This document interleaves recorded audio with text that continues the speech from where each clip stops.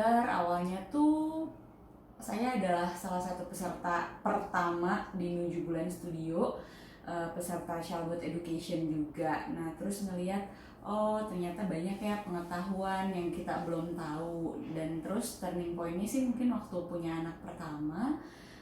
Di situ saya ngerasa saya pengen membagikan lebih dari sekedar apa yang saya tahu dan apa yang saya alami, supaya ibu-ibu hamil di luar sana juga punya pengalaman melahirkan yang nyaman, mudah, dan bahagia gitu. Jadi selain tertarik pengen sharing ilmu dan pengalaman, juga ya pengen membantu ibu-ibu di luar sana untuk percaya diri bahwa kita semua ibu berhak untuk memiliki pengalaman persalinan yang indah. Oke, awalnya karena pengalaman persalinan anak pertama saya tahun 2016. Di situ saya menggunakan jasa doula dan saya mengikuti kelas persiapan persalinan. Saya sangat merasakan manfaatnya pada saat persalinan saya, dan saya merasakan walaupun saya mengalami persalinan yang cukup challenging buat saya, tapi saya sangat sadar dan saya bahagia, saya tidak ada trauma, dan di situ saya sangat merasakan manfaatnya. Pengalaman setelah melahirkan, cerita ke orang, makin lama kok callingnya makin kuat ya gitu ya. Akhirnya tahun 2019 saya memutuskan mengambil sertifikasi Childbirth Educator dan Doula dari Amanibirth. Pertama kali kenalnya sebenarnya saya kenalnya sama Mbak Tia, ownernya 7 bulan. Jadi kita ketemu pertama itu justru Mbak Tia belum buka 7 bulan. Zaman dulu tuh masih susah cari studio yoga, apalagi guru-guru yoga untuk khusus prenatal. Saya sendiri cari taunya lewat internet. Jadi waktu itu kalau nggak salah Jakarta Do Yoga ya kalau nggak salah, dan di daerah selatan Mbak Tia ngajar di studio itu. Jadi saya pertama sebenarnya kenalnya dari Mbak Tia dulu. Nah terus abis itu Mbak Tia cerita Mbak Tia mau bikin 7 bulan studio, dan nah itu balik lagi ke yang poin pertama, dia mau bikin kelas Childbirth Education. Nah saya adalah salah satu peserta pertama di 7 bulan studio, dengan beberapa couple lainnya kalau nggak salah 3 pasangan. Ya udah dari situ akhirnya lumayan intens kontak sama Mbak Tia. Dan Oke, awal mula kenal 7 bulan karena tahun 2015 waktu saya lagi liburan pulang ke Indonesia. Waktu itu saya lagi hamil anak pertama. Saya ingin sekali mencari tahu mengenai kelas apa sih yang harus disiapkan untuk persalinan nantinya, karena saya punya tantangan kemungkinan bersalin nanti benar-benar bersama suami saja dan jauh dari support system. Lalu waktu saya googling, saya ketemu nih 7 bulan studio gitu ya. Kebetulan dia ada di dekat rumah, dan saya cukup surprisingly, wow, di Indonesia ada studio yang one stop shopping buat ibu hamil. Kita bisa belajar, kita bisa olahraga gitu. Banyak sekali kelasnya, saya bahagia banget sih bisa ketemu 7 bulan waktu itu.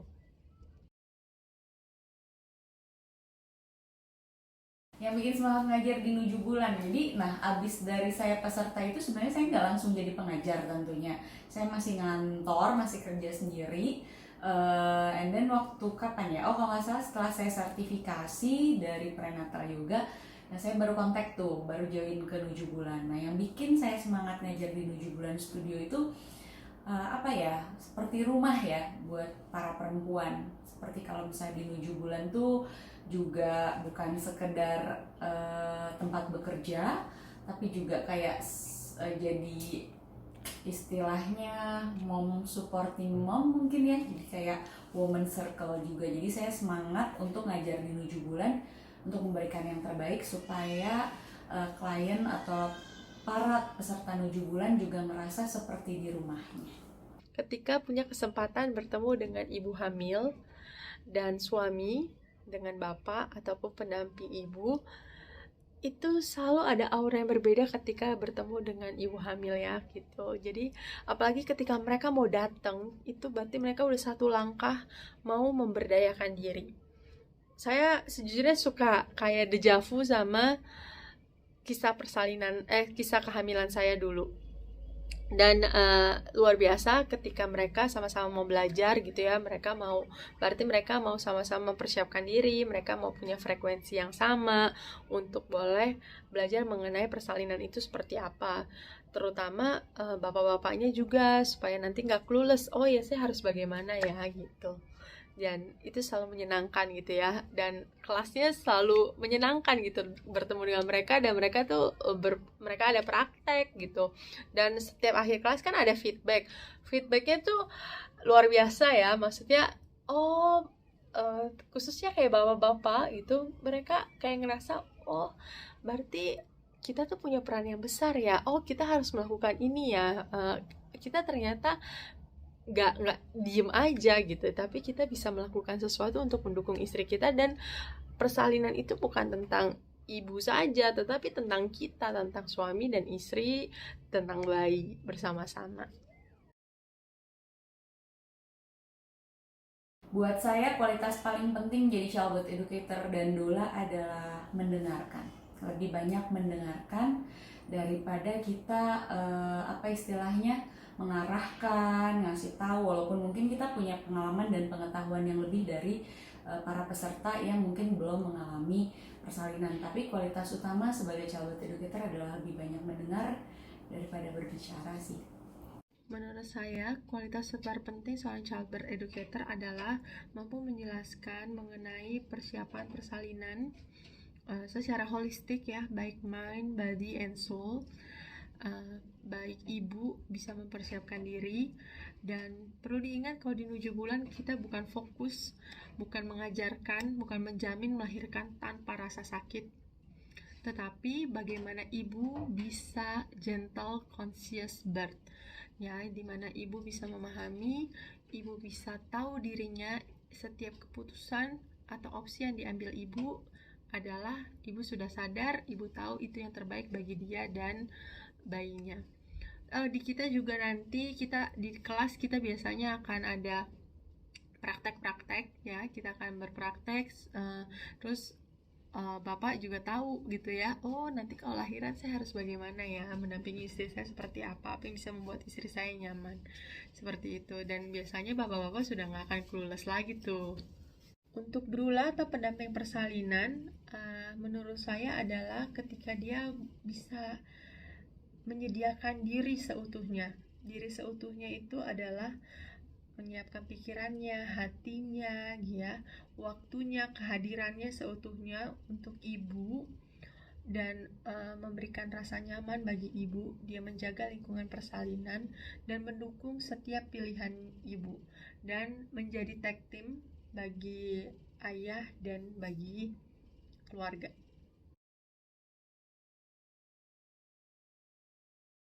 Panjang tapi coba dibikin singkat aja. Pengalaman melahirkan saya alhamdulillah atas izin Allah mudah dan lancar. Yang pertama juga tidak banyak menemukan tantangan ya, jadi hamilnya alhamdulillah nggak ngerasain yang namanya mual-mual dan sebagainya. Tapi juga saya tentunya adalah memberdayakan diri, jadi memang dari sejak dini saya ikut-ikut prenatal, saya rajin, saya juga jaga nutrisi asupan saya, sehingga waktu pada saat proses kehamilannya mungkin terbilang cukup mudah, walaupun prosesnya sebenarnya untuk mendapatkan anak pertama itu banyak turun naiknya, nggak gampang ya, jadi saya sempat ngalamin keguguran. Kayak kita nggak bahas itu, intinya waktu kehamilan pertama alhamdulillah lancar, persalinan juga sesuai seperti yang direncanakan, jadi ingin persalinan spontan per vagina, waktu itu dibantu oleh dokter.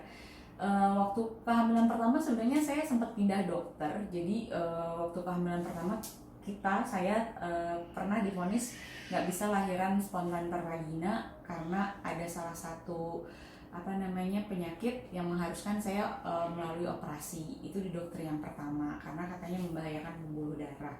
Terus udah di 37 bayi saya juga masih sungsang. Nah, waktu kalau tidak salah usia kehamilan 35 minggu, akhirnya saya memutuskan untuk pindah dokter. Gitu, pindah dokter yang kedua. Nah, alhamdulillah berjodoh dan cocok sama dokter yang kedua. Semuanya terasa lebih nyaman, satu frekuensi. Padahal waktu kehamilan pertama kita sampai 40 minggu lebih ya. Jadi kayak udah lewat HPL, udah nggak, udah sebenarnya udah deg-degan nih, takutnya lewat dari HPL, tapi alhamdulillah 40 minggu 1 hari anak saya lahir gitu. Jadi masuk rumah sakit jam 2 pagi, jam 4 pagi subuh anak pertama saya lahir. Jadi pengalamannya cukup sangat-sangat berkesan, nyaman, terus tidak terlalu banyak intervensi medis yang saya dapatkan juga, saya IMD dan sebagainya. Nah, untuk persalinan yang kedua, alhamdulillah ternyata atas izin Allah saya bisa ngerasain persalinan spontan di rumah dengan bidan gitu. Jadi emang yang kedua saya pengen, nggak tahu kenapa, kayaknya lebih nyaman di rumah kebetulan. Tapi waktu itu dokternya masih sama dengan yang pertama, cuman yang menolong persalinan saya saja bidan.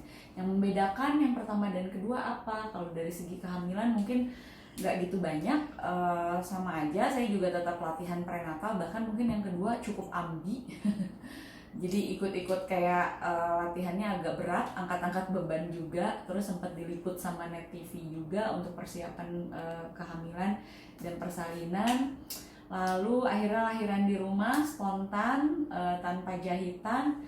Nah, tetapi di yang kedua ini kendalanya justru after lahiran gitu. Jadi nggak menjamin kalau anak kedua itu lebih smooth atau lebih mudah dari anak pertama. Ternyata anak kedua saya menemukan kendala di masalah menyusui gitu. Padahal di kehamilan kedua saya sudah sertifikasi sebagai konselor menyusui gitu. Walaupun udah punya ilmunya, udah sertifikasi, udah belajar banyak, tahu banyak, itu semua tuh nggak menjamin bahwa proses menyusui atau postpartum yang dilalui bakal semudah itu. Jadi kembali lagi semuanya selain pemberdayaan diri, ya mungkin pasrah ya, sama kita juga lihat tiap anak itu beda. Ternyata anak pertama dan kedua saya dari bayinya udah kelihatan cukup berbeda, dari salah satunya mungkin dari proses menyusuinya gitu.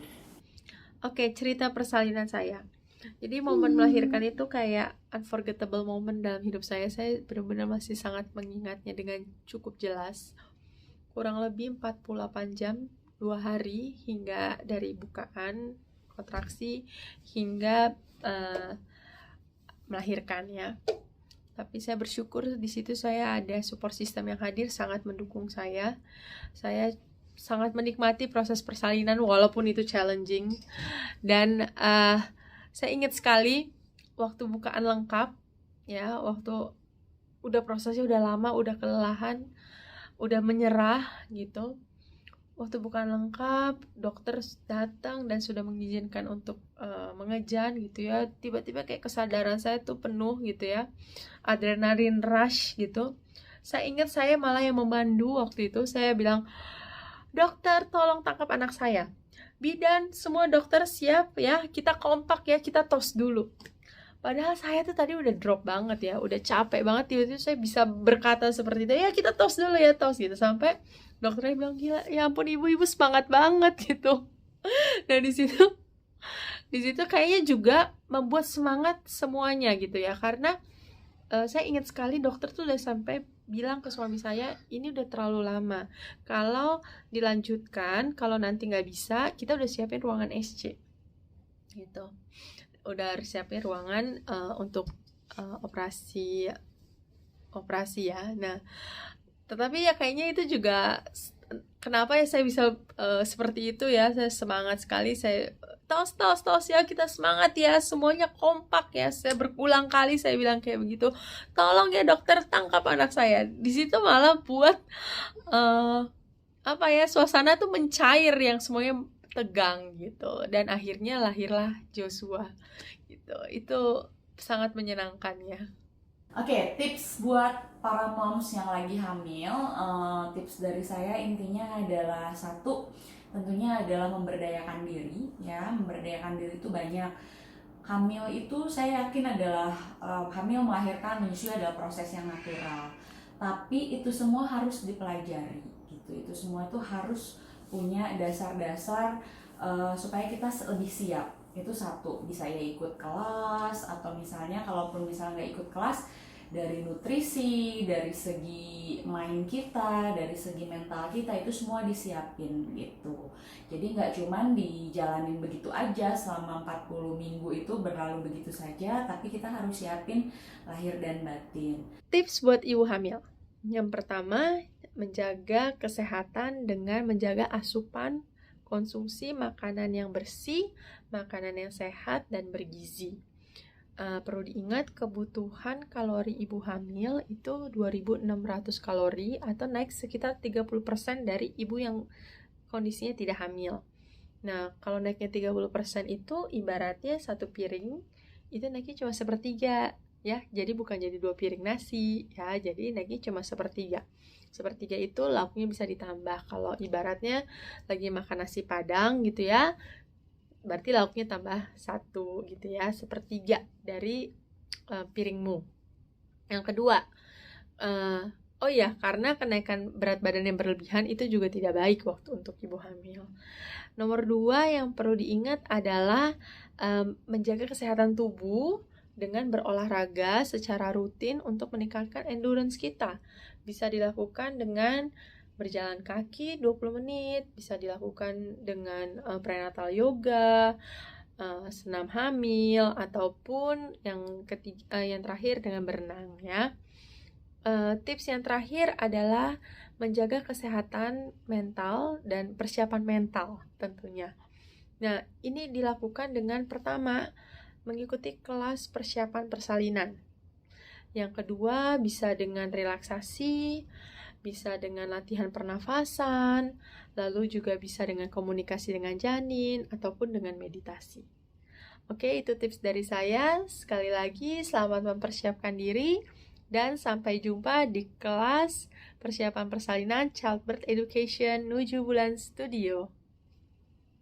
Selain memberdayakan diri, mungkin adalah pasrah ya, surrender. Karena gini, kalau misalnya kita punya rencana, kita udah nyiapin, kita udah jungkir balik ikut prenatal, kita udah segala usaha udah kita upayakan, terus ternyata kan kenyataan selalu tidak sejalan dengan rencana. Contohnya kayak tadi cerita persalinan saya yang kedua. Nah, apa mungkin tips atau hal penting yang perlu diingat adalah pasrah ya, surrender. Pasrah dalam arti kata ya udah kita lepaskan, nikmatin aja prosesnya, karena apapun yang kita rencanakan, apapun misalnya yang udah kita siapkan, semuanya kembali lagi sama takdir, semuanya kembali lagi sama Tuhan.